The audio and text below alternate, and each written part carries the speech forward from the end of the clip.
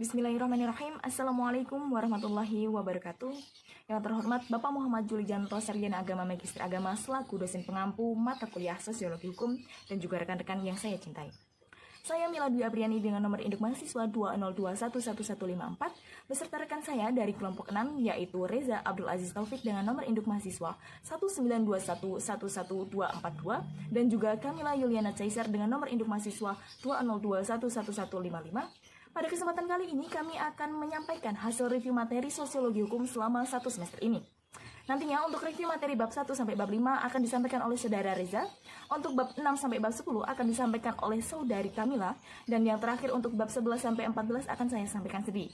Baik, langsung saja untuk Saudara Reza dan Saudara Kamila, waktu dan tempat saya persilahkan. Di sini saya akan menjelaskan batasan sosiologi, sosiologi hukum, dan sosiologi hukum Islam.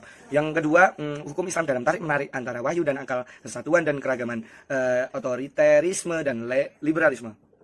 Yang ketiga, hukum Islam dalam tarik-menarik antara wahyu dan akal, kesatuan dan keragaman. Dan yang terakhir, idealisme dan realisme. Yang keempat, hukum Islam pada zaman Nabi.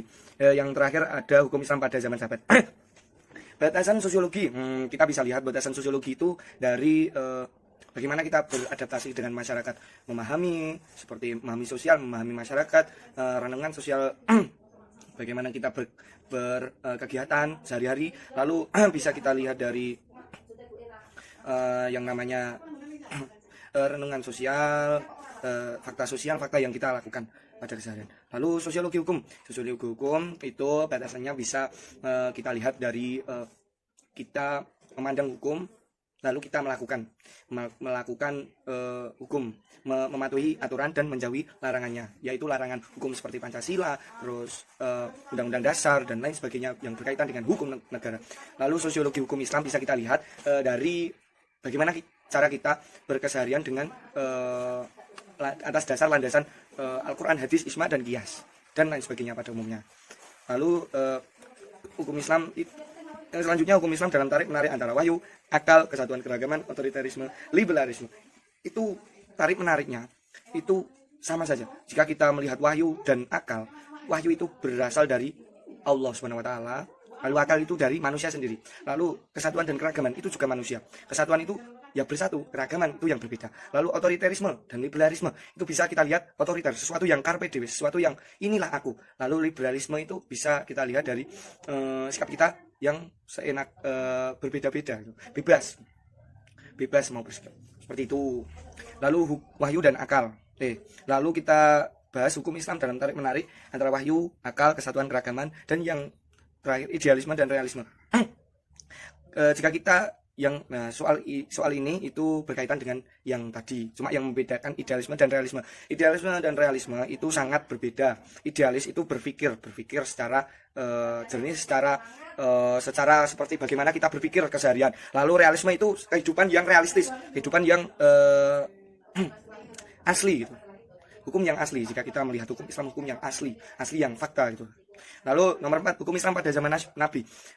Bisa kita ketahui bahwasanya hukum Islam pada zaman Nabi itu hukum Islam yang masih amatir, secara kasar seperti itu, masih dalam pembentukan, yakni yang dibentuk dari Allah, dari Al-Quran dan hadis, lalu masih di upgrade, diperbarui seperti itu, dan masih belum sempurna. Lalu hukum Islam pada zaman sahabat itu baru sempurnanya. Maka dari itu pada zaman sahabat itu membukukan Al-Quran, lalu datang hadis-hadis, lalu ada mazhab, lalu ada yang namanya istihad, seperti itu, lalu ada ijma dan qiyas, seperti itu.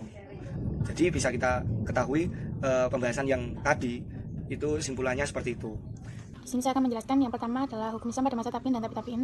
Pada masa tabi'in adalah suatu masa sesudah sahabat. Pengertian tabi'in secara arti kata adalah pengikut, sedangkan dalam arti luas dapat digunakan adalah orang-orang yang tidak pernah bertemu dengan Nabi, tetapi mereka bertemu dengan orang-orang yang langsung bertemu dengan Nabi atau yang disebut sahabat. Sumber-sumber hukum Islam pada masa tabi'in dan tabi'in adalah menggunakan Al-Quran, sunnah, ijma, pendapat Nabi dan ijtihad. Kemudian faktor-faktor yang mempengaruhi hukum Islam pada masa tabi'in antara lain luasan wilayah, kekuasaan Islam telah luas, perbedaan penggunaan dayu. Untuk yang ketujuh atau selanjutnya, hukum Islam pada masa imam mazhab. Mazhab merupakan jalan pikir atau metode yang ditempuh oleh seseorang imam mujtahid dalam menetapkan hukum atau peristiwa berdasarkan hadis dan Al-Quran.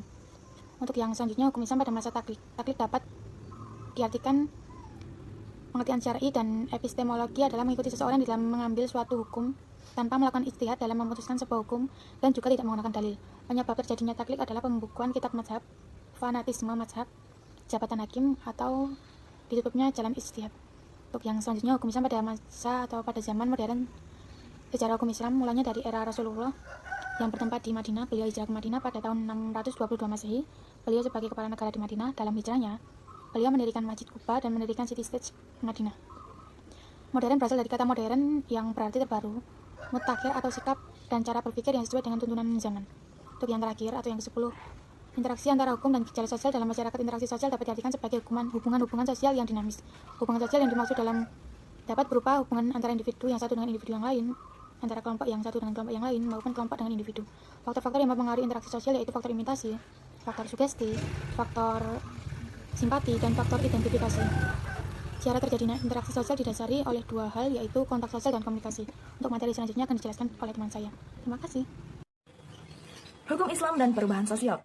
Pengertian hukum Islam, menurut Anwar Haryono, hukum Islam adalah suatu hasil pemikiran manusia tentang segala sesuatu yang berdasarkan syariat, sekedar pemikiran yang melahirkan suatu norma hukum.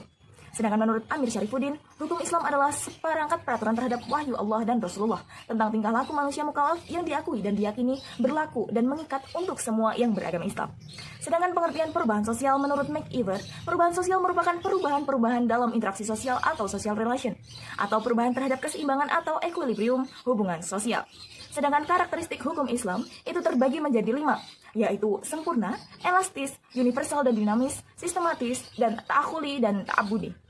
Eksistensi hukum Islam dan perubahan sosial dibagi menjadi 3, yaitu kronologi hukum Islam di Indonesia, yang kedua kodifikasi dan legislasi sebagai upaya pengembangan hukum Islam, dan yang terakhir adalah ijtihad sebagai model pembaharuan hukum Islam.